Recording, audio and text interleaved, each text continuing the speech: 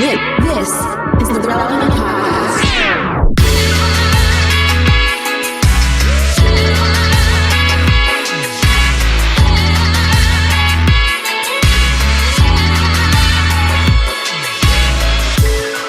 It's episode 996, and it's the Relevant Podcast.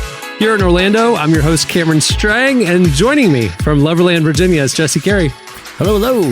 From Austin, Texas, author, speaker, podcaster, Jamie Ivey. Hey, guys. And from just down the street, in the very uncool part of the Dallas Metroplex, downtown Emily Brown. Hey, y'all. What an intro. She's more on the Fort Worth side of things. Okay, we have a great show in store for you today. Coming up later, Ben Hastings. We love him. We love Seasons. We love all his worship music. But I have a few things that we got to talk about here at the beginning of the show.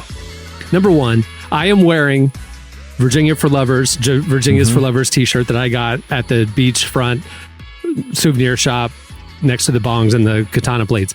Number two, Jamie Ivey is recording from a TV tray. It is very odd looking. It's not a TV tray. No, Cameron, first off, how dare you? What I told this before dare you Jamie, is exactly right. Before she signed on, Jamie's podcast setup appears to be off the cover of a podcasting magazine. Like if you took Truly.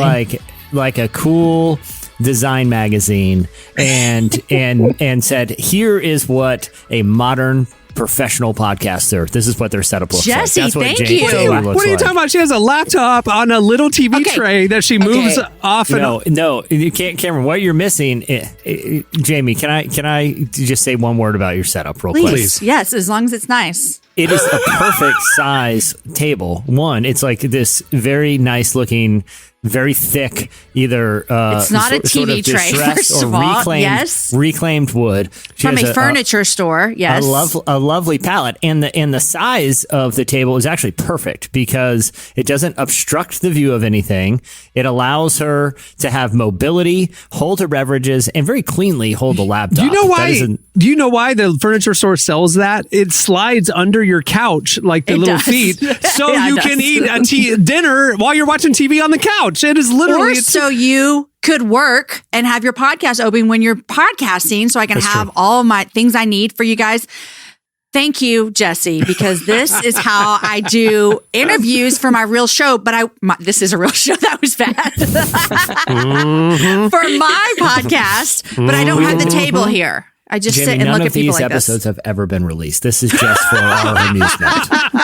This is just an excuse to talk to you. Yeah, this is purely amusement. Well, can I make one quick note? Because I feel like we breezed past the dinner tray thing. If that is a dinner tray... Which it's not. Which I'm disputing it. I think it is it looks like it's custom made for this, Jamie. Thank you. But look how it slides. I will say this. It's just sliding it under her chair. Like you're not helping, Jamie. But I will say this. If it is a dinner tray design and technology and aesthetics have come a long way since my grandparents' house because they were the only other people I knew that had dinner trays. Mm-hmm. And they were like little fold-up things that were kept beside the couch. Right. And it seems like when I was a kid and I would go over to my grandparents' house, I was like, why doesn't every home just have a stack of dinner trays right in the living room? Right. Because my grandparents knew what was up. Right. And what was up is eating in front of the television. Right. You know what I mean? That's true. Like, it's a great experience. And I feel like modern households, the dinner tray is not a thing anymore. Am I wrong about that? It seems like most people are hunched over an ottoman or something. I think that you are right about this, but I'm telling you, I'm not a fan of eating dinner in front of the TV. I like families sitting down at the table, all the things like that. Okay, that's your privilege showing. Some of us don't have that option half the time. Yeah, right. Thank you very much. Okay, I'm sorry. So for my family, this is what I prefer. But I'll tell you, there are a lot of times we're sitting around in the living room watching a show, and Jesse, if I had some TV trays, it would be so much easier to eat. Because yesterday, I spilt my dinner all over the chair because I was trying to balance it on the side while I got up to get a napkin. So I think TV trays need to have a comeback. My couch is embarrassingly stained, and I have two small children, so we're not upgrading until they're old enough to reliably not spill things. But most of it is because dinner trays have fallen out of fashion. And I'm sitting there eating a bowl of soup or a bowl of cereal. What do you just mean, bowl of holding soup it. in your lap? That is crazy. That's crazy. A bowl of cereal, like in the morning, cup of coffee, bowl of cereal. I'm sitting there holding it like, some kind of savage who's never seen a dinner tray before. I know they exist. I'm old enough to go buy one if I wanted, and it would be a total game changer. But for some reason, I constantly find myself either hunched over the coffee table or holding it in my lap. And inevitably, to your point, Jamie, it spills all over the couch. And then you got a big soup stain. Big mess on your hands. Yeah. I'm impressed because like most of the ones like West Elm, other furniture stores, if they have a little tray like that slides under the arm of the chair or couch, it's for drinks. They call it a little drink tray. It's smaller. Jamie found the full size old school. You could put a plate of food on it. She's got her laptop on it. She's got the full size tray. You could have a plate and a salad and like your water. Yes, it's from World Market. I'll send you the link. You can get yourself one, Jesse. It'll look really great in your living room. There you go. Thank you. I feel like I need to come clean about something. I am using a TV tray right now. It's on my laptop.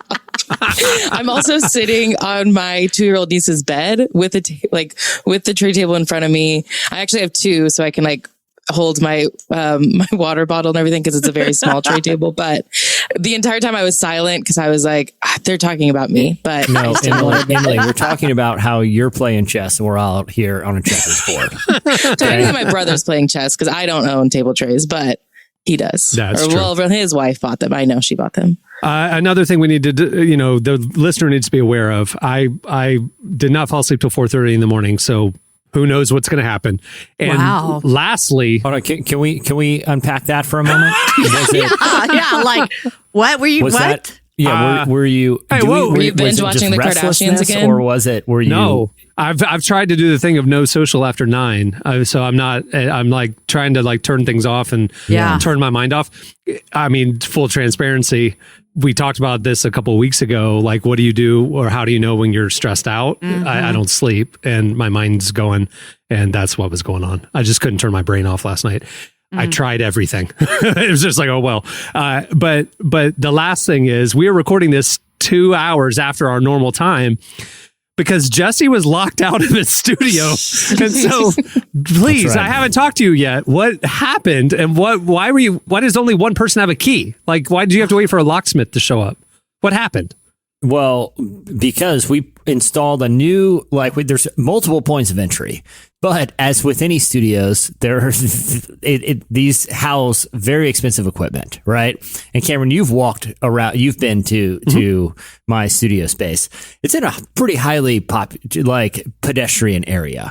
And there are, let's just say in the evenings, people are walking down alleys doing magic tricks left and right. Exactly. It's that type of vibe. You know? Got it. So there's a door that comes down, which can only be big corrugated metal that can only be opened from the inside, right? As like a protective measure.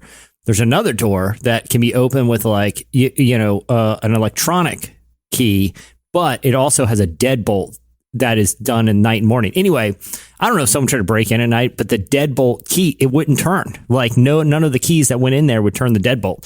Now, I tried to use the credit card method, which is sliding the credit card behind it. Remarkably effective in the dorm rooms at ORU. No dorm room was safe from Jesse, hold on. So at ORU's dorm rooms, which are metal doors, you had a room that you could jimmy with the card. My door, which was the first door on our floor, people had kicked it in so many times that the metal door had gone concave ever so slightly that it didn't even latch. I could lock it and people could just walk in. So I'd see people walking around with my clothes on or with and I'm like, where'd you get that? Yeah. And they're like, oh, I just borrowed it. I'll put it back later. Don't worry. Whatever. The door was sort of open. So all the time, even if I locked it because they had kicked it in so many times. So you had to do the credit card thing. Which did not work. Oh, really? And it was just evidently the locksmith was having a busy day because we called him at 9 o'clock this morning. Well, Jesse, you do work on the seafront. Have you ever thought that your deadbolts might be rusted? Salt air? Like maybe I was more, I mean, that's certainly a possibility. Pirates, that's a possibility. Riff raff, I don't know. I don't care, to be honest. Pirates. Who knows who's sailing in overnight? You need a door. You need a door like we have where you just punch in a number and then you don't need a key. Well, we do have the electronic, but we do one more extra as a precautionary in the evenings. And so there's a lot of magicians in his neighborhood. You got it. I love that you're giving away the like security details of your studio. Well, that's the thing is there's so much street magic happening here that we're worried that one of our key passes would easily be pickpocketed by one of these illusionists. And the pirates, what do they have? They have a hook that gets in there really easy. Always. You know. We've already seen how reckless they are with their eyes. So they're peeping right up through the lock to figure out everything. They're right up on there. Not worried that if someone could just be on the other side and quickly open it. I mean, we know if there's one thing that pirates disregard, it's the safety of at least one of their eyes. Yeah. I mean, your neighborhood is tourists, pirates, and magicians. It is you can't have enough that's a locks. Party. You can't have enough locks, is what I'm saying. I mean, I'm not gonna lie, it's a blast. I mean, it's come here on Friday night.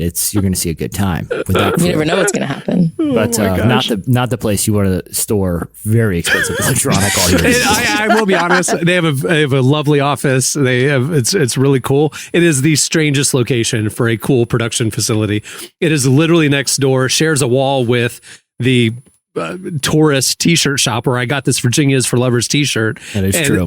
I mean, it really does. It's like a very strange, like if you've ever been to Myrtle Beach or Daytona Beach or something like that, that strip of all the tacky stores is where their office is. It is a very strange location It's hidden away. You wouldn't know it's back here. Yeah. You wouldn't know it's back there. Yeah, it's true. And I will say, and there's a basketball hoop back there that we've had hidden away. I think, did we shoot some hoops? I can't remember. The kids did. I'm the only person here that has thrown a basketball off the top of the tourist shop and got it into the hoop. Is there proof of that? I mean, eyewitnesses. Which in my money, these are trustworthy people here. Is it one of the street magicians? Yeah, exactly. That's one thing. Never trust a magician. Never trust a magician. Their whole gig is deception. Yeah. That is literally what makes them good at what they do. Yeah. All right. Well, I was putting all those disclaimers out there because this might go left. We don't know. I don't know. But it's been a very strange morning. Yes. And just looking at y'all, I can't get past this TV tray situation.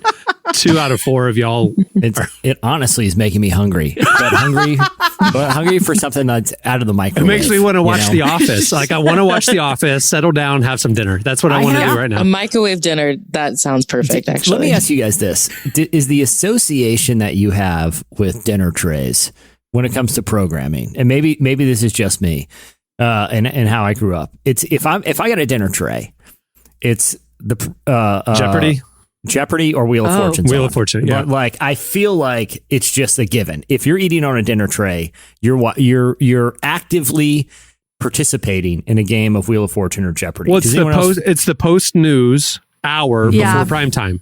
You've got. I mean, that's because it's usually like older people and they're eating at 5:30. So we've got right after your local news, and then we've got Jeopardy. But I also think it's like a late night shift person coming home watching like Three Stooges or something in the 80s, and they've got their TV tray and like a cold beer, and they're just kind of maybe sad. I don't know. That's why I think it's like just because they're alone doesn't mean they're sad, Jamie. I didn't say that. I just meant like they worked a long day. They're watching Three Stooges. They have like lo mein right out of the carton. Yeah. I gotta be and honest. It's not like a craft beer. It's like a red, what is it, Blue Ribbon beer or something? PBR. Yeah, exactly. It's Bud Heavy. It's an ice cold Bud Heavy. Some lo mein that's you're on the 3rd round with. That is just the never ending carton of lo mein. You microwaved it, but it's not fully heated. Hold on, I'm going to out you, Emily. She is on day 4 of eating Mexican leftovers. Day 4. Oh, wow. On Sunday, she got some Chewies from a wedding reception, and she's still eating it. That's how much Mexican leftovers if she brought it home from a reception, you brought big box home. Mm-hmm. You didn't go have fajitas for 2. Yeah.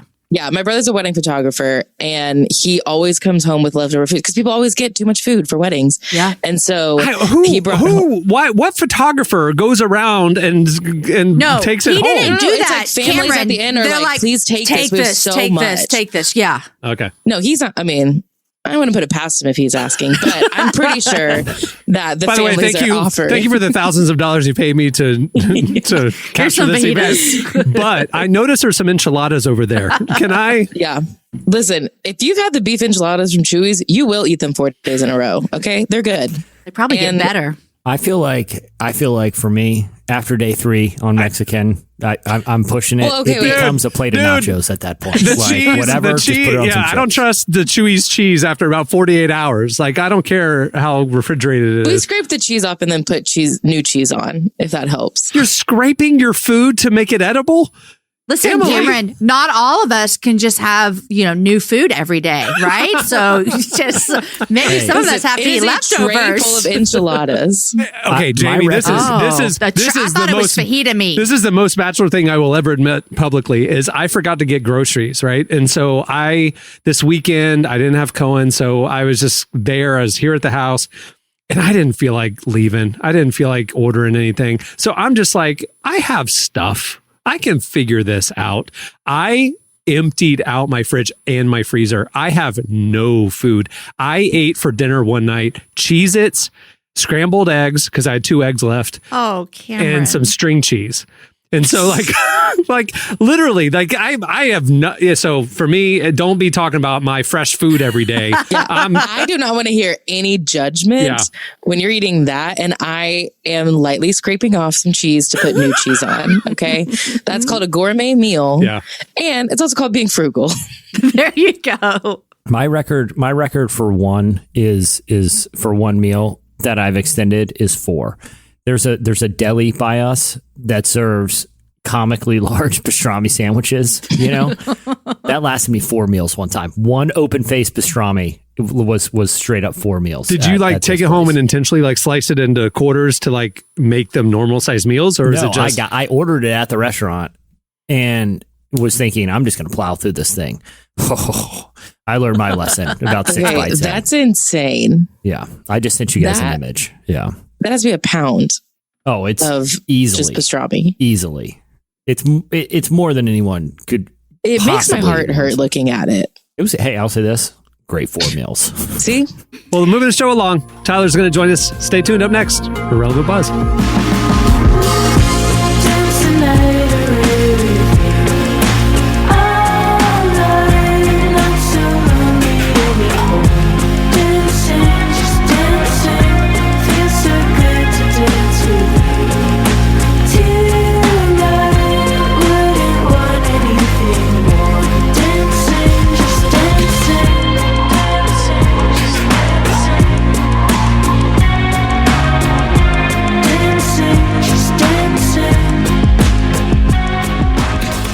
You're listening to Cherry Glazer. The song is Soft Drink. Today's podcast is brought to you in part by Mercy Ships. Globally, 5 billion people lack access to surgical care. In sub-Saharan Africa, there's only 1 surgeon for every 200,000 people. Mercy Ships provides free, life-transforming surgeries for people who have little to no access to medical care. They help the blind see, straighten twisted limbs, remove deadly tumors, treat cleft conditions, and so much more. With state-of-the-art hospital ships, they provide safe surgery to children and adults living with treatable conditions, and it's completely free of charge. They do all this work with an all-volunteer crew of professionals who donate their time and talents. Surgeons, stewards, nurses, engineers, and more make the world a better place. Your donation today provides free, safe surgeries to people in desperate need of help. All gifts are matched, so please donate today at mercyships.org/relevant. Today's podcast is brought to you in part by Tim Tebow's book, Look Again. Have you ever wondered what would change if you truly believed you were infinitely valuable to God? In his New York Times bestselling book, Look Again, Tim Tebow reveals the powerful truth that when we learn to see the image of God in every person, including those we struggle to love, everything changes. Tebow shares incredible stories from his work with people the world often overlooks, and it will challenge you to stand up to the lies, rediscover the worth that everyone has, and impact the world for good. Find Look Again by Tim Tebow Available now wherever books are sold. Okay, it's time for Relevant Buzz.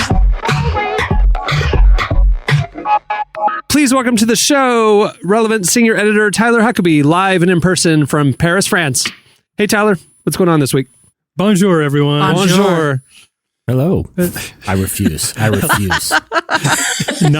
No, it's just, I'm pretty used to it over here because it really is it's unlike big American cities where you just kind of like walk around, keep your head down. You know, in New York, you're not looking anybody in the eye. It is every man for himself over there. You don't smile. You don't say anything. I looked a guy in the eye the other day when I was walking by in New York. He punched me in the face. Just straight up punched me in the face. Exactly. And technically, it's a mistake you make one time. Technically, Cameron, you assaulted him. That's looking at someone making eye contact in New York City is technically it's assault. Self-defense. Yeah, it's totally justified. A punch back to a smile is self-defense. That was his duty, to punch you right in the teeth. I told Cohen, keep your head down, buddy. Never do that again. Yeah. All right. But here you really do. If you see somebody, they're just like, bonjour. They go up and down like, bonjour. And I feel like I should. Do you ever like mime back like, oh, I don't speak it. I'm in a box. I can't hear you. I just wave my little baguette. Yeah, they're not although over here it's just kind of like a feh. They just like they don't slap you. They just kind of like push you away. They take their glove off and go, and then just they put their cigarette out on your arm. It's the last time. Oh my gosh! The last time you make that mistake. Hey, before you get into Relevant Buzz, I have a question. Yeah. A breaking news as we're recording this question in the pop culture space. This morning, I told them I didn't fall asleep till 4:30 in the morning.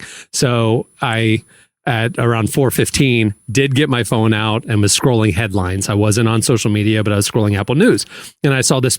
And that put you right to sleep, basically. I put this just drifted right off. Well, at that point, sweeter than any angel At that point, I gave up on sleep and I thought I might as well just start my morning. That's actually what I was doing. Yeah. So there was so I saw this last night. There was a People headline that talked about how Sylvester Stallone covered up the tattoo of his 25-year wife with his dog, the dog that he starred in the Rocky movies with. And I read this article because I thought that was strange. I didn't know he had a wife, but B, whatever. And the whole article talked about, with quotes, the fact that he was going in there to update his wife's face. The tattoo artist messed it up. It didn't turn out good. So he had no option other than to put a dog on top of it. And I thought, that's really weird. But other option? I guess you don't want to jack up your wife's face. Why was he changing it? Was he making her aging correctly? I don't know. Anyway, did you see the headline an hour ago? She filed for divorce? No. What? She filed for divorce after 25 years. Man. So there's this whole article. There's this whole article about he covered up the tattoo as a mistake and put a dog there. And then the next day, hours later, I read the same article this morning and probably on the same Apple News scroll. Yeah. Like, I don't know why. Like, oh, look, there's updates from, an active war happening in Europe right now and important climate policy. But wait, Stallone got his wife's face tattoo covered? I gotta read 1,200 words on this. So how mad are you if you're his publicist? That's what I'm saying. Like the whole spin, all the stuff. Of forging this story. This whole story. Yeah, you're like, Sly, I've got it, man. I've got it. Don't worry. I've got it with the perfect cover. No one's going to see it. No one's got it. All right, check this out. It's so simple. 6 hours later, she filed for divorce. Hours. The ink isn't even wet in page 6, and the real story's already. I'm not laughing at all about their separation or whatever is going to happen in their relationship. I'm laughing at how preposterous publicists are, that they did this it's the publicist thing about this dog. The dog the whole time was like, I told you, do not bring me into this. Do not bring me into this. And now I'm tattooed on you. So thanks a lot. Anyway. Oh, Cameron, you know how you confess publicly about your eating this weekend? Yes. Well, Yes. I would like to confess publicly something that I'm not very proud of. I'm kind of embarrassed of. I used to have a really big crush on Sylvester Stallone. Really? Like, I don't know why you're feeling shameful. What's a shame? What's I mean, I would think Well, it's have you man in seen- male if you history. didn't at Have some you point. seen- You're an American woman with two eyes in her head. I don't see why that should be. this is the Sylvester Stallone I had a crush on was him in the movie Over the Top. You've seen it? Of course. You know what I'm Yeah, yeah. Where, Okay. where he Oh, was yeah. at That an was arm the- wrestling Incredible. tournament. Yes, for that just was the to Sylvester preserve Stallone that custody stole of my his heart. child. Yeah. Yes, as a truck driver. It's Classic, a great movie. yeah. I have a Anyhow. confession. I It's have a really, little crush on it's really him. I have a little crush embarrassing. on I him like now, Bruce maybe. Springsteen. I have a. It's like, come on, No, Sylvester yeah, Stallone of is course not he that did. good looking right now, you guys. I mean, but back in the day, I thought he was. I'll say this. According to worse. the image that People magazine selected for this story, which Cameron, it was him sitting in a chair petting his dog, and he looked fantastic. I had He's to double 75 take years his old, age. tatted up. I had no idea he had And all he these still- he tats. still I didn't looked- either. He still looked great in that image. But I will say this about the film Over the Top. It's So good. On the surface, it seems pretty low stakes. He's a truck driver who gets into competitive arm wrestling. Right. Okay, Yeah, that's the elevator right. pitch. How do you raise the stakes? It's arm wrestling for custody of his own son. Okay, so he figured it out. You know, So I think good. Stallone has an Oscar for screenwriting. Tyler, is that true? Rocky. For Over the Top? Yeah, Rocky. No, for Oh, Rocky. for Rocky. No, for I'm just Rocky. kidding. You don't question the Yeah, man's for instinct. He's an Yeah. Oscar-winning screenwriter. Oh my gosh. Remember, he would turn that hat credit, full around. credit. He would turn that hat around, and that's when you knew it was about to go down with the arm wrestling. Yeah, but like he went from like boxing, you know, where and boxing, not just boxing movies, but boxing movies where the fate of the free world, like he's going behind the Iron Curtain on Christmas Day. Yeah. To fight like a Soviet robot, you know, very high stakes. You know, people are dying in the ring regularly in the Rocky universe. To retroactively winning both the Cold War and the Vietnam War in Rambo. Oh, that's to right. The stakes That's- of arm wrestling. I love I could see why it didn't work. What's the writer's room where they're like, okay, we've done boxing. What's some other fighting? Well, what if we did like arm wrestling? I don't know. What if we made like an underground arm wrestling ring? Yeah, I don't know. How do we raise the stakes? Can I ask? I've never seen the movie. How did his son's custody get put on the line with an arm wrestling It's a match? fair question. It's a fair question. It was money. Was it money? It's been so long since been I've so long. seen or thought about the Yeah. film Over the Top. Yeah. I would Jamie have to- watches This it might every need to be Friday like night. a piece of relevant buzz. Yeah, this might be a piece of relevant buzz. When Jamie can't sleep at 4:30, she puts in Over the Top. She puts on a backwards hat, grabs some lo mein, gets the dinner tray out, Get the dinner tray gets out. it butt heavy, tall boy, fires up Over the Top. Oh gosh. That was like a great night. It does. It does not sound like a bad night. Honestly, Her yeah. husband wakes up like, you're like, what are you doing? She's got the I'm tray like, shit, in the this bed. is the good part. She's I'm like, this in is the the good part. He's about to win. He's about to win. I just canceled my plans for this evening. I'll tell you that, right? I know what I'm doing. I know what I'm doing.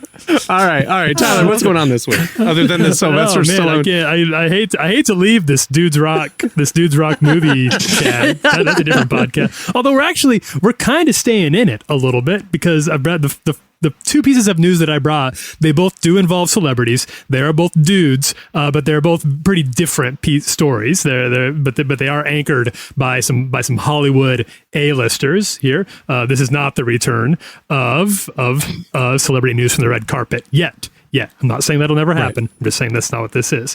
The first piece of news that I wanted to talk about. Okay, this is about we have a little story about Andrew Garfield here. Now, when I say method acting, do you guys know what method acting is, or do you have an idea of what going method means for an actor? I do. Yeah. Isn't it like they become that? Like they live as that person for months. And on set, you That's have right. to address them as that person. They are not the actor Tom Cruise. They embody the role.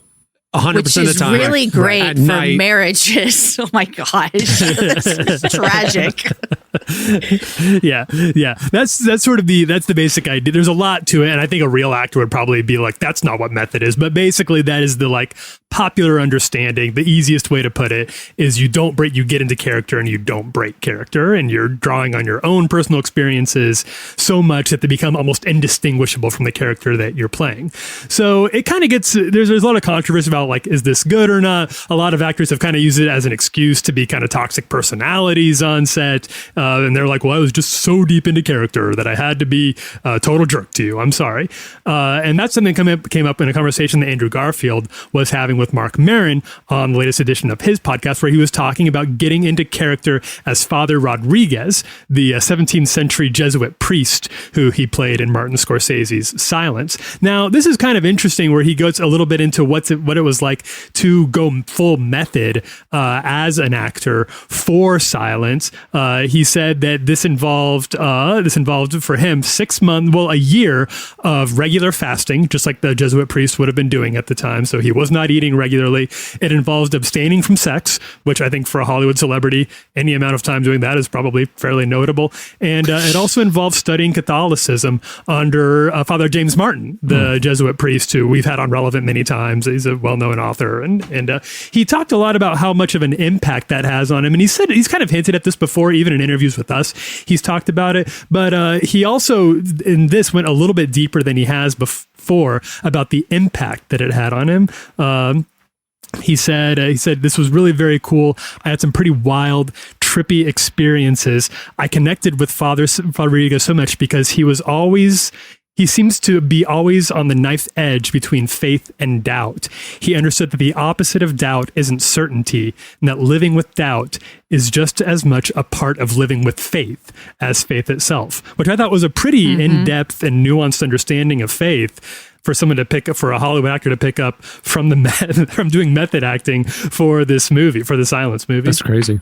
He's done a lot of roles in the last few years around faith. I mean, he did Jim Baker. He did the Mormon, limited series. Oh yeah, Under the Banner of Heaven. Yeah, he did the Under the Banner of Heaven show.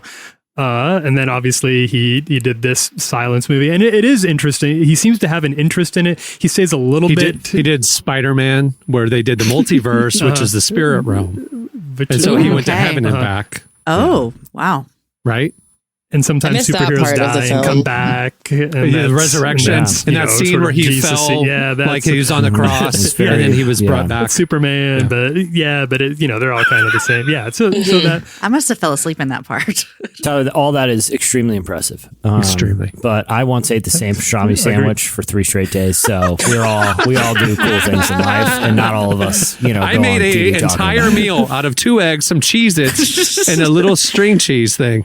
I don't know if I'd call it a meal. It was the same open-faced pastrami sandwich. And let me tell you, the base layer of rye bread getting pretty soggy by day 3, but I powered through. Okay, so good for you. You don't want to toast it. You don't want to take it apart, deconstruct, and then reconstruct it, because that would have refreshed it. It was already sort of congealing into the bottom layer of pastrami at that point. Yeah, Jesse, did you get it? Do you feel like you have a new understanding of your relationship with God because of the pastrami? Did that open up some new avenues to your understanding of faith and doubt? I would say anytime someone pushes themselves and goes through a season of trials, yes. So the answer is yes.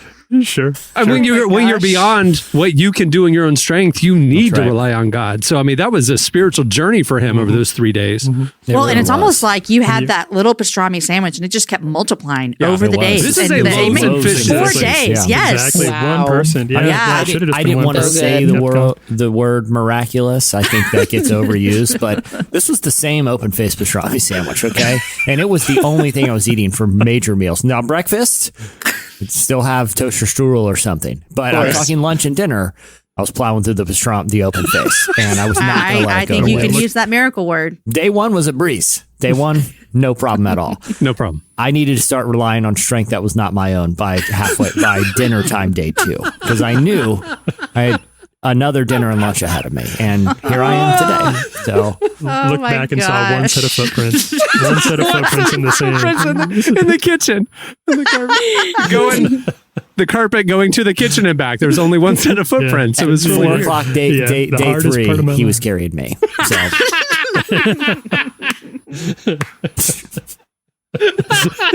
Sometimes I wonder, like, technically, are any of these jokes technically blasphemy. Ben Hastings. I wonder this every day on this show. I just got an email from Ben Hastings. He said he's out. He wants nothing to do with this. So sorry, Jamie. Real talk. I feel like out of everyone's, you're the most theologically. You have the most to lose, is what he's trying to say. I think I have the most to lose here. How uncomfortable do you get on a regular basis? This is what I tell you show? all the time. I just laugh, but I'm not going to comment. So you play the tape. I didn't say a word. Yeah, Play the tape. Your endorsement of these comments is implicit by your laughter. Yeah. You need. Yeah, you need to do like the company you keep. That's true. Show me your friends. I'll show you your future. That's all I'm saying. It's easier for us to pull you down than for you to pull us up. Yeah, Jamie. I know. This is an audio medium. The audio, so at least some exasperation, like. Not again. Oh, man. You guys. Come on now, you guys. All right, what else is going on, Tyler? All right, so we're going to go to the other end. This is another piece of celebrity news. And this is sort of a Goofus and Gallant situation. I'm not saying anything bad about either of these actors' performances or work or anything like this, but this is an interesting story that I think is sort of indicative of how a lot of justice and charity work often goes. We're going to be talking about an actor named Brad Pitt. Now, Brad Pitt... He just says not celebrity news, but it's about Brad Pitt. It is about Brad Pitt, but it's not about any of the movies that he's been in. He became sort of unfortunately the face of this particular piece of news. So back a few years after Hurricane Katrina, Brad Pitt and his foundation, it's called the Make It Right Foundation, which is sort of ironic, as we'll see soon. Brad Pitt's and the Make It Right Foundation decided to offer 107 homes to people who had lost their homes in Katrina and the storms. And this was a very, very splashy piece of news at the time. It was very, very exciting. They had some really big name architects who were involved in these. Hey, these were going to be... That was insensitive, you saying that it was splashy around Katrina. It was flashy. I said flashy. Flashy. I thought you said splashy. Flashy. Okay. Yeah, flashy. Energy efficient homes. So they were going to look cool. They were going to be very, very affordable. We were talking... Don't shake your head at me, Jesse. Don't shake your head. I told you I didn't go to bed till 4:30. No, too soon. No, I remember covering this back in the day, and I remember the images that I think the only reason I have such a vivid memory of this is because back in the day we did a front matter piece, and I remember we had to contact the Make It Right Foundation. I believe it was Make It Right Foundation that sent us these high res, cool images of the really plans cool for these homes. I remember reviewing them. I mean, this is probably 10 years ago. It was a long time ago. But I remember thinking that it sounded like a cool initiative, but very, very ambitious. It was very, and now you're getting into where we find ourselves at today. So they built these homes and they gave them at a very, very affordable price to people who had lost their homes in Katrina, but almost immediately problems started to show up in these homes and how they've been manufactured. I'm quoting from Vanity Fair here. Leaks that cause rot, structural damage and mold, faulty heating, cooling and ventilation systems, electrical malfunctions, bad plumbing. Within the first 10 years, 2 of the homes had to be fully torn down, and an indeterminate number have since been completely boarded up and abandoned because they weren't worth sticking around in these homes anymore.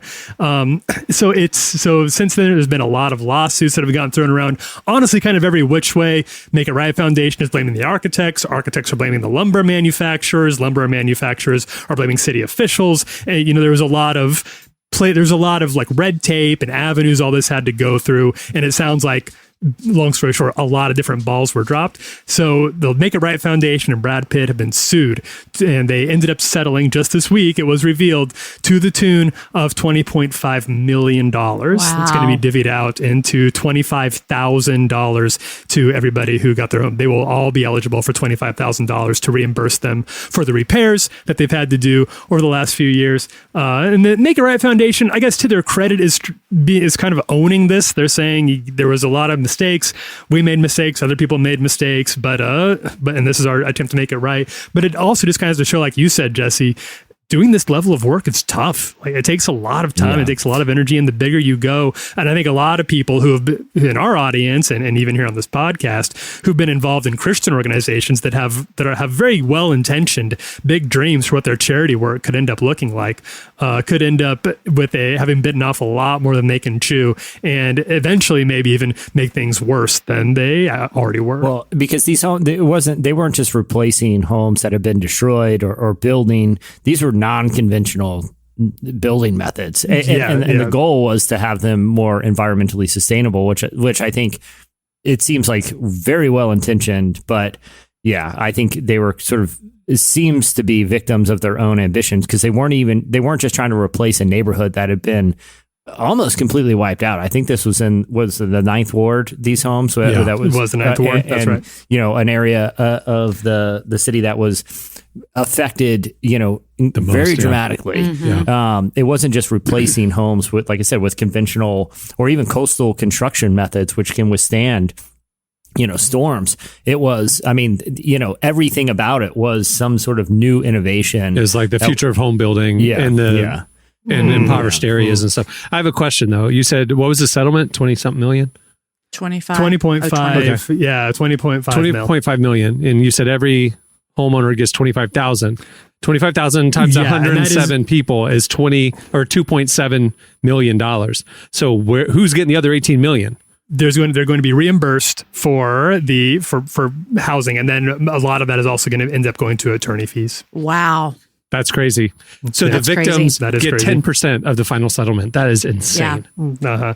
Which is more than they asked for, actually. It is in because there were only six homeowners were actually named in the lawsuit originally, and this is them taking that and actually giving reparations to everybody. So all the rest. This sounds like a Saul Goodman case to me. That's it does sound like a Better Call Saul situation.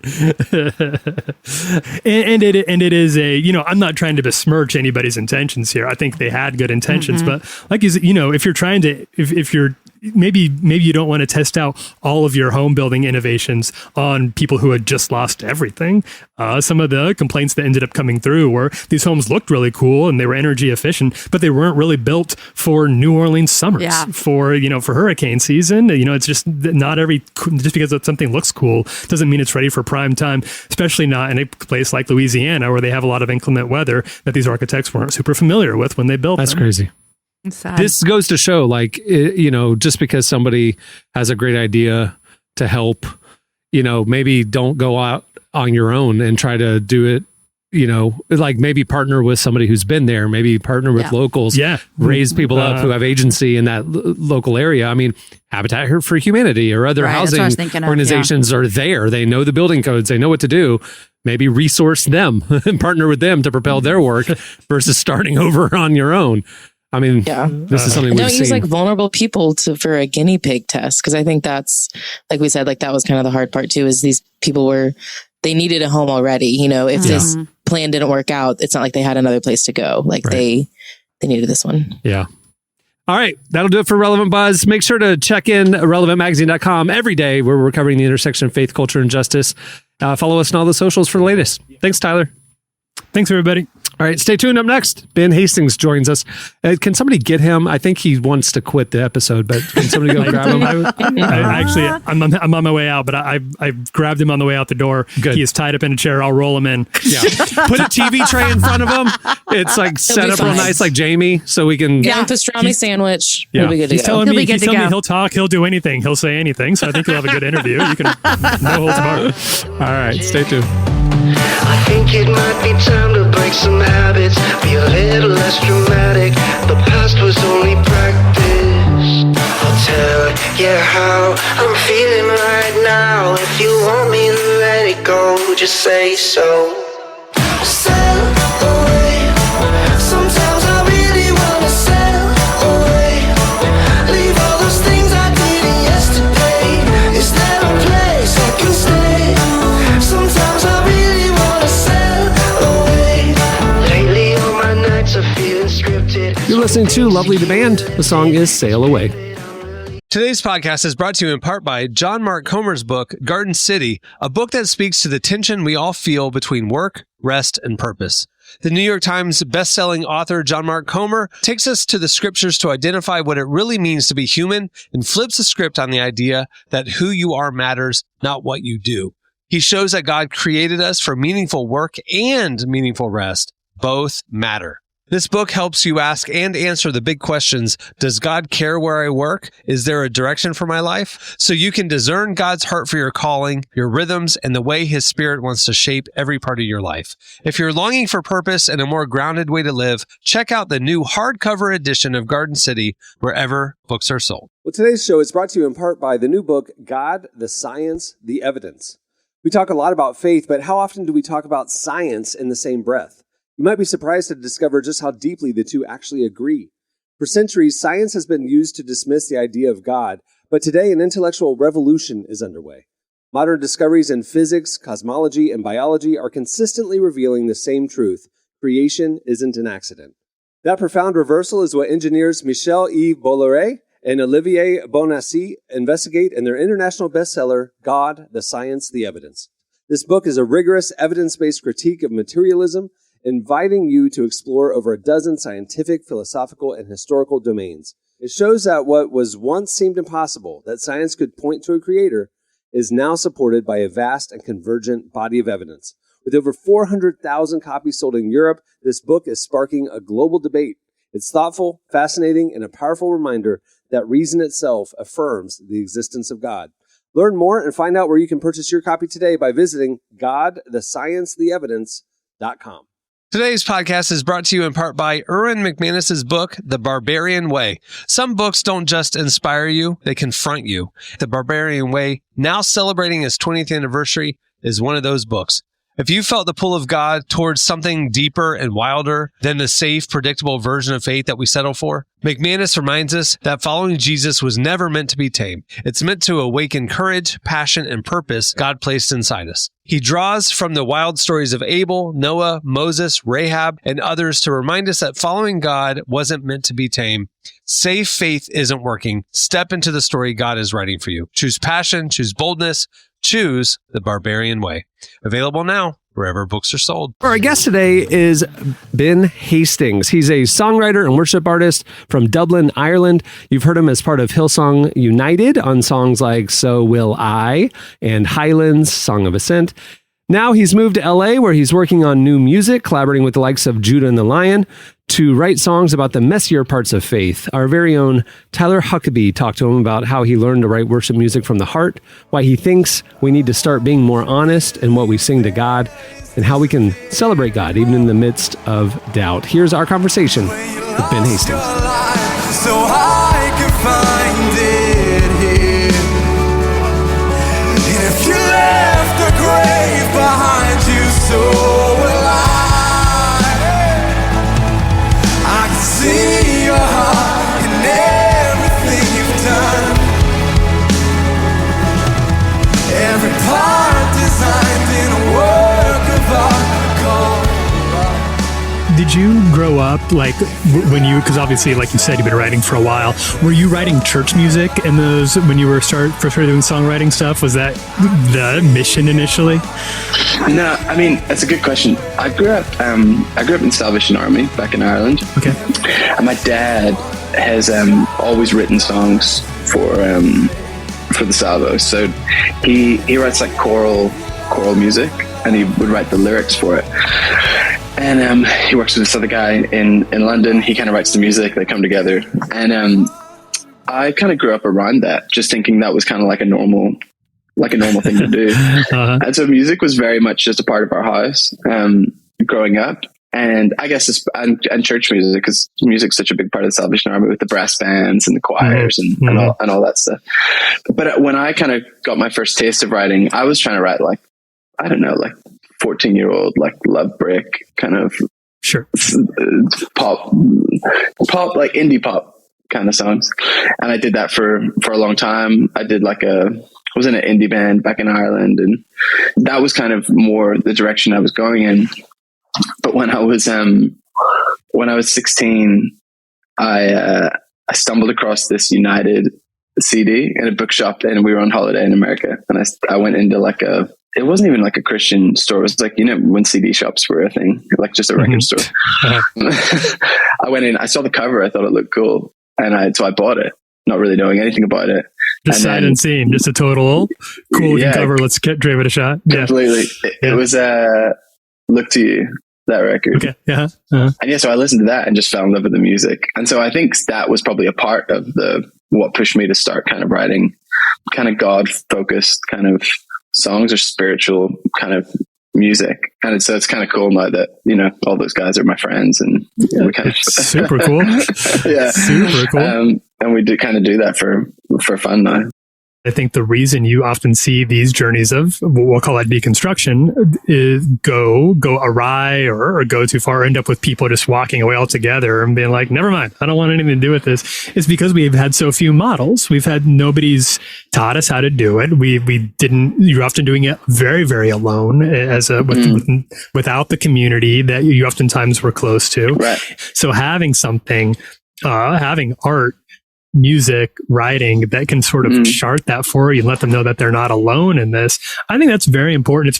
It's really been missing. And so I'm glad to hear that you're doing it. And I'm glad to hear that you're doing it sort of in concert with more positive songs of affirmation. Because at least in my life, it's the deconstruction process is really like chapters in a book where I'm like, now I'm constructing, now I'm deconstructing, now I'm reconstructing. It's more like, it's almost like a garden, you know, some days this part is dying, but this part is doing really well. And the other, you know what I mean? Does that make sense? So I think this feels, what you're doing feels way more honest and true to the experience.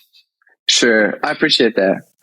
There was a point when, so Chris, who's not my manager, he would call me like about a year ago it'd be 2 years ago now, before he was my manager, and would just call me all the time being like, what are you doing with music? Like, you need to make this record. I was working on a record, and he was like, bro, you just need to like put this out there. You need to do it. And I'd be like, I know I do, but if I release this record now, it is going to be the most depressing thing that anybody has ever heard. And I almost like, you know, when Coldplay did Ghost Stories, and there was obviously like a really vulnerable, I guess it had Sky Full of Stars, which really sort of pulled it into like a positive, viable thing. But aside from that, it's so amazingly heartbreaking, and I love that. I genuinely love that record.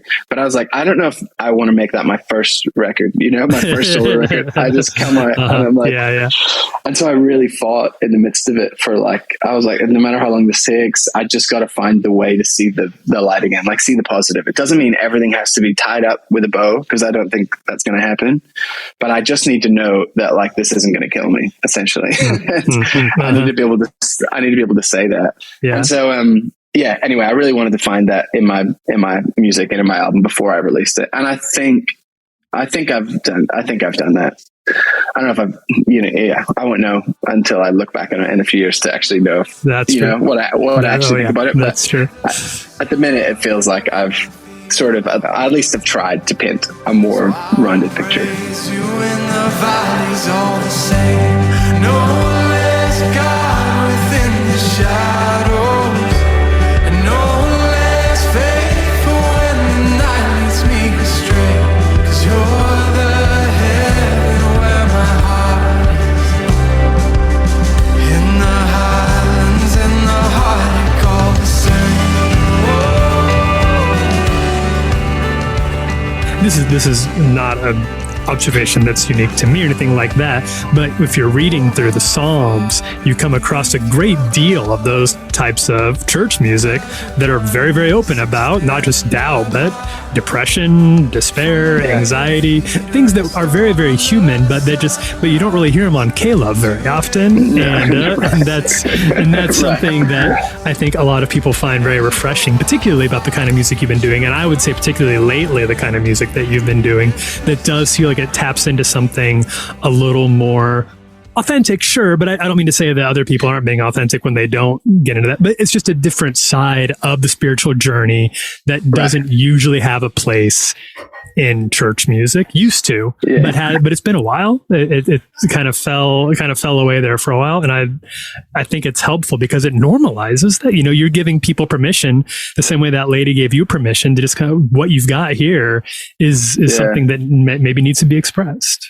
Completely. I think you're entirely right, because I do think there's areas of it that it feels hard to incorporate in our current like sort of church structure or whatever, but the Bible like does it really sort of clearly, like you said. Like there's whole books dedicated to kind of lament. So there has to be a place for it.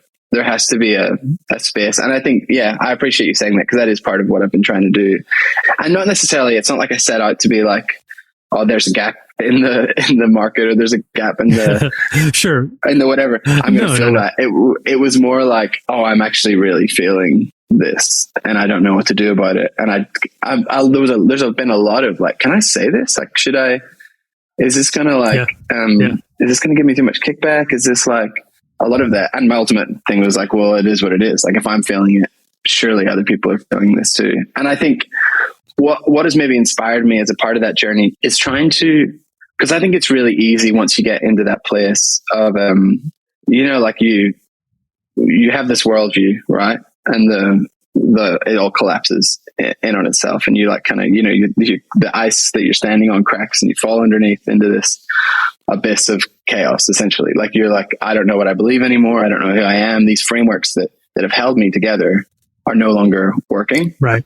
And there's a real abandonment in that. And I think it's really easy once you fall into that place to start becoming bitter, to hate the world, to hate the structures that once held you together, because that's almost easier than trying to dig yourself all the way out of it and back up into. I don't think you can ever go back to where you were. Like the house that you used to live in will probably never fit you again, but you need to go build a new one. Otherwise, you're just going to like be on the street yelling at people with houses. Like it's like right. And so I feel really passionately and I kind of really tried my best to go on that journey as honestly and transparently as I could. And I definitely have not done it perfectly by a stretch of the imagination. That's kind of the point, right? To stumble through it imperfectly and figure it out as you go. Completely. So a lot of this record I'm doing is almost me like documenting that process. And you can even see in it the almost like the two sides of me fighting with each other, because you have this one song that's like quite positive and set up against this other song that feels entirely cynical.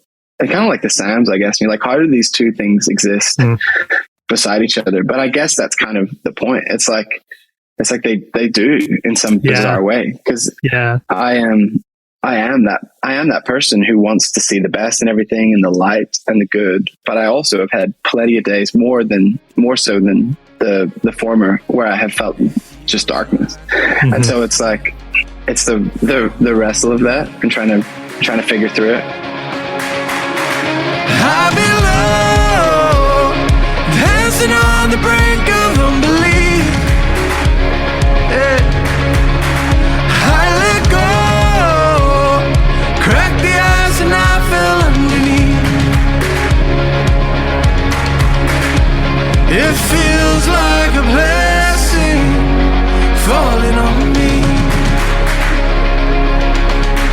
Ooh, now it feels like the blessing keep falling on me. They keep falling. They keep falling. That was Benjamin Hastings. Check out his new single, Feels Like a Blessing, wherever you get your music.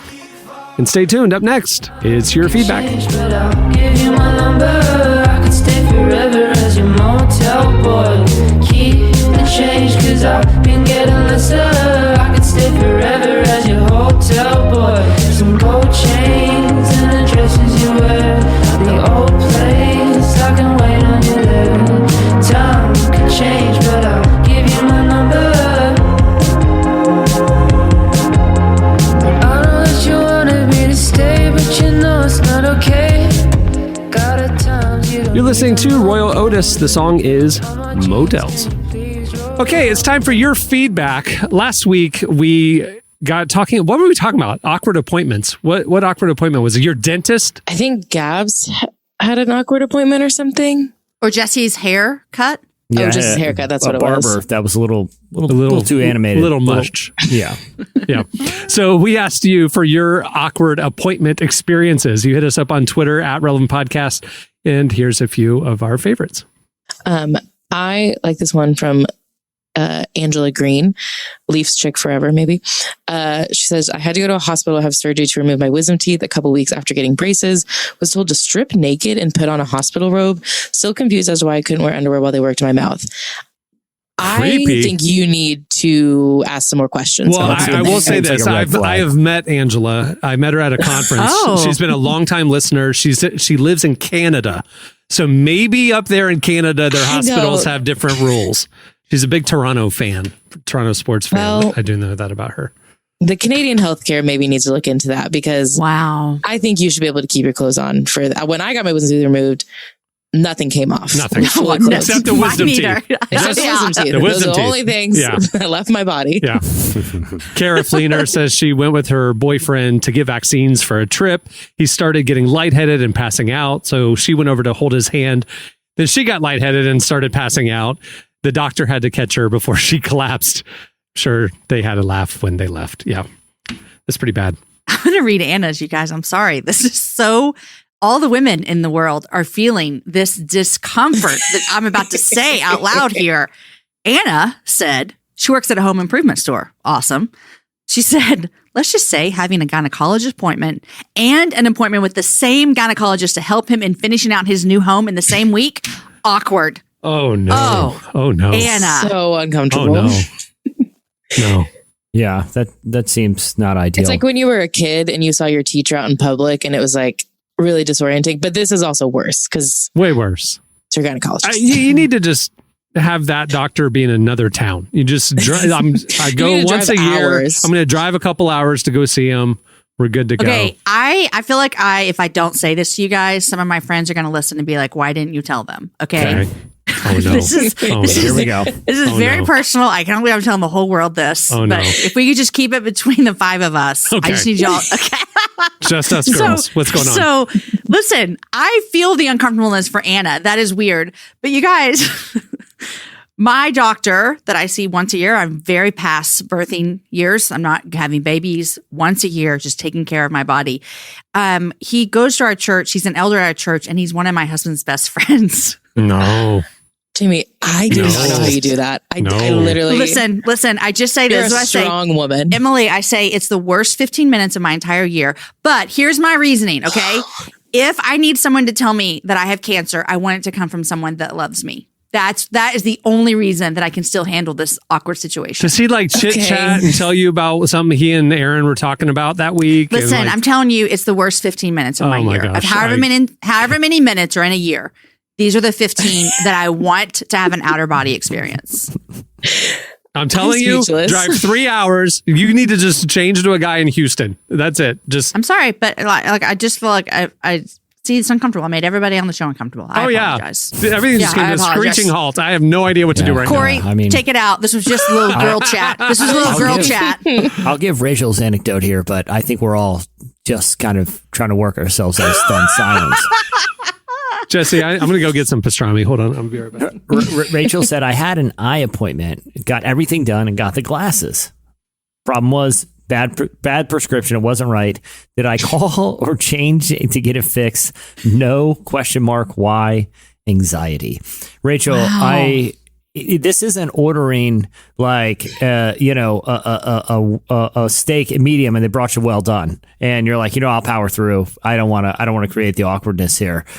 I feel like this is something you should probably address with your optometrist, or else you're going to incur real damage to your eyes here. Yeah, I agree. It's awkward, but hey, it happens, I'm pretty sure I've done this before. I had to do that on my last appointment. I had to go back a few days later and be like, these don't work. And then they changed it. So no, I've been the person where I'm pretty sure my prescription was just like a little bit off. And I just said, my eyes will adjust, and just went back the next year. Well, my eyes are already bad anyways. It's fine. To confirm why you want to avoid the conflict, I called initially, and the lady on the phone was very curt with me. like, how dare I impugn the integrity of the optometrist? She was telling me, like, it takes your eyes a few days. I was like, ma'am, I have had glasses for 20 years. I know the adjustment time. This is not that. You know, I'm trying to explain to her, don't talk to me like I'm a 12-year-old. She like yelled at me and then ended up at the end of this conversation hanging up on me. So maybe avoid the conflict. Optometrists are finicky people. And that's why I'd rather just go blind before I tell my optometrist that they got my prescription wrong. Seems, can't argue with the logic. Yeah. The weird thing, Canadian optometrists, you have to be naked for them to do the eye exam. It's really weird. Canada is not on my move list. That's Oh my gosh. very strange laws up there. All right, that'll do it for last week's. There's more where that came from. Go check it out. There's a really long thread. If you want to go, if you've got an hour and some popcorn, you just want to settle in. The scars involved, and yeah. Anyway, all right, it's time for this week's Editorial question of the week. Hey. Okay, well, earlier in the show, we got talking about cuisine and how the Lord provides pastrami. And, you know, like, you can have an empty house and have no food, but you find a way. I mean, there's always something. So what we want to know is your creative solutions. What do you eat when you have no food in the house? Like, what's the weirdest thing maybe you've put together? Maybe what's your go-to, I need to go get groceries, but I haven't yet, meal? Like, we want some tips here. So, you know, you got scrambled eggs, got some Cheez-Its, you can make a meal, you know? So we want to know the weirdest thing maybe you've done or your go-to for when your pantry is bare. What do you eat? I feel like we should put meal in air quotes just because. Yeah. Right. I have one that meals. Like, a lot of people, when I tell them this, they're like, that sounds disgusting. And I make no apologies. Canned tuna. Oh, no. Old Bay. Ramen. You got a nice little ramen bowl right there. What's Old Bay? Exactly. It's this weird spice that they do in Virginia. That's a seasoning. The people in Virginia think I've never everybody heard knows of what it. it is. I was up there and they're like, how do you not know Old Bay? I was like, because I'm not weird. What are you talking about, Old Bay? Wait, why do I know what Old Bay is? I don't know I why. can see it right How here. can you It's a not know seasoning. Old Bay? I've never seen this before in my entire the thing life. about Virginians is they don't comprehend the fact that some people have never heard of Old Bay. It's shocking. Shocking. It says on here, you can get on Amazon. It's for seafood, crabs, shrimp, chicken. Yeah, I'd never seen Put it this on before in my anything. entire It's life. amazing. Jamie, I'm going to send you some old. Cameron, you had some Old Bay. I did. think it was have on some French Old Bay. fries. It was that pretty you good. ate. It was pretty good. Yeah. It's very good. Jamie, I'm going to have to order you some Old Bay. It's celery salt, red Don't look into it peppers, too much. black peppers, and paprika. Sounds good. Yeah, it's spice. Yeah, it's incredible. It's incredible. It's on everything here. Anyway, canned tuna, Old Bay, ramen, delightful little ramen bowl. You know, cheap I love too. it. I have like 2-year-old cup of noodles in the back of the pantry. That's like I know it's always there. Like if I'm ever like really out of everything, I can always have a cup of noodles. They don't go bad. They're there forever. We all need those in our house just in case. Need a couple things. I eat them all the time. I love them. I What, love cup of noodles? Really? I love it. I eat them, probably 3 or 4 a week. Jesse, do yourself a favor. You're pushing middle-aged. Do yourself a favor and look at the sodium label on the back. It is a month and a half's worth of sodium in 1 cup of noodles. I am okay with that. It's a sacrifice I'm willing to make. Yeah.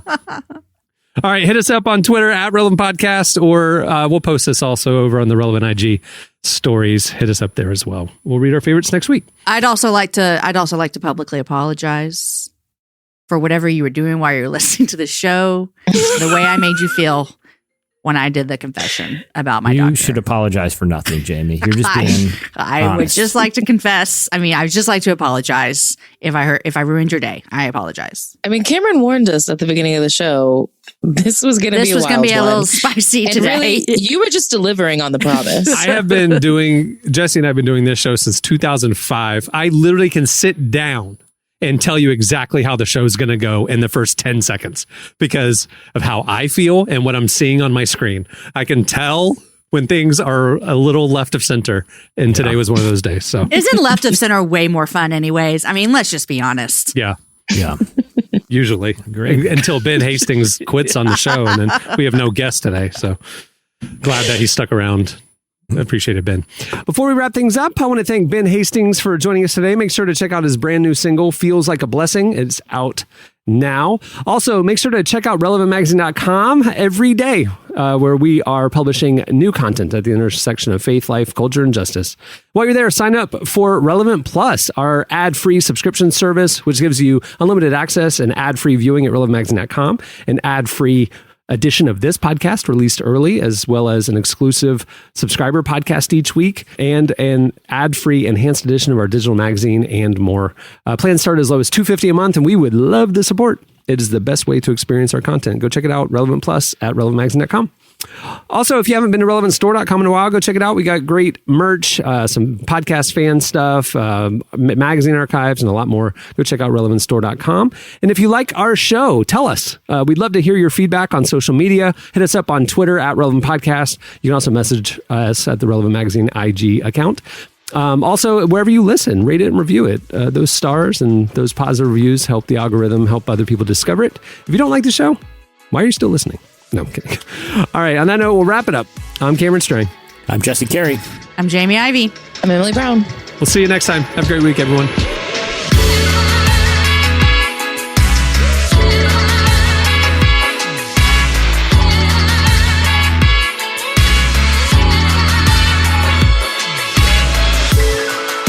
Thanks for listening to the Relevant Podcast.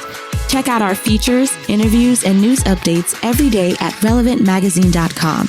And make sure to follow Relevant on Facebook, Twitter, and Instagram for the latest. For more great podcasts, browse the shows on the Relevant Podcast Network, which you can find at our site. And while you're there, don't miss the all-new era of Relevant Magazine.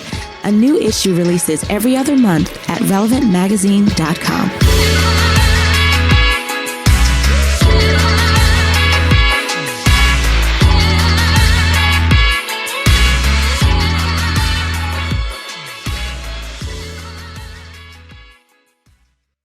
It was already sort of congealing into the bottom layer of pastrami at that point.